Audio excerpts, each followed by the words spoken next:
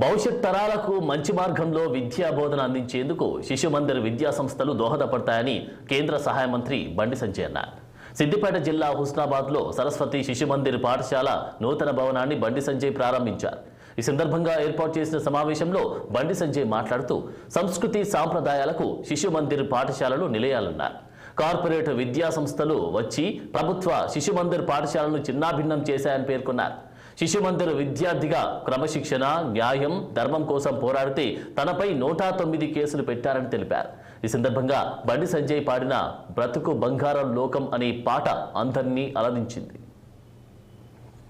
హిందూ దేవుల గురించి, హిందూ ధర్మం గురించి, మన సనాతన ధర్మం గురించి లీలలు చేసే పరిస్థితి.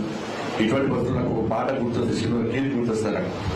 అప్పుడు నేర్చుకున్నవాడికి ఈ భూమి బిడ్డలం హిందువులమందరం కష్ట సుఖములలోన కలిసి మెలసుంటుంటే బ్రతుకు సుఖమయ్యేనురా, బంగారు కలలన్నీ పండేనురా.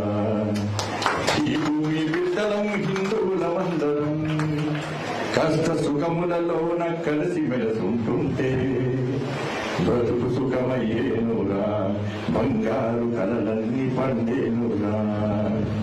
ఉన్నోడు లేనోడు అన్న తేడాలు లేక అమ్మ ఒడిలో బిడ్డలాడాడుకున్నట్టు ఒక తీగ పువ్వులై ఒక పాట మాటలై కష్ట సుఖములలోన కలిసి మెలసుంటుంటే బ్రతుకు సుఖమయ్యేనురా, బంగారు కలలన్నీ పండేనురా.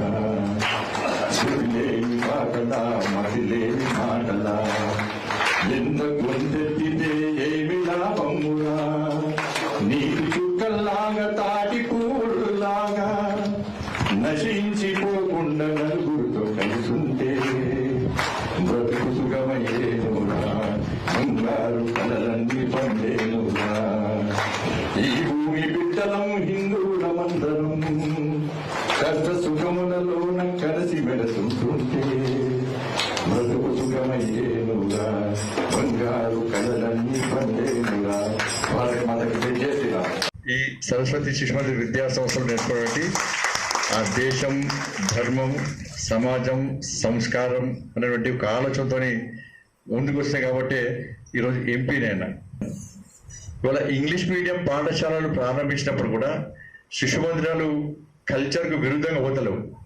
ఇప్పుడు కూడా ఆ శిశు మందిర్ ఇంగ్లీష్ మీడియం పాఠశాలలు కూడా ఈ దేశము, ఈ ధర్మం, ఈ దేశం యొక్క సంస్కృతి, సనాతన ధర్మాన్ని గురించి కాపాడడానికి, రాబోయేదానికి అందించడానికే శిశు మందిరాలు పనిచేస్తున్నాయి.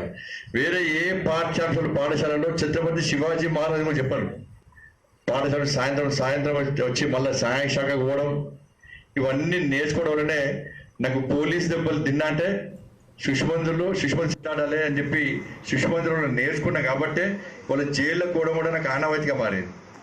పోలీస్ కేసులు 109 కేసులు నా మీద, దేశంలో ఎవరు 109 కేసులు నా మీద ఉన్నాయి. బయట ఏడవైనా కూడా నేను శిశు మందిర్ స్టూడెంట్ అని గల్లా ఎదుర్కొని చెప్పాడు.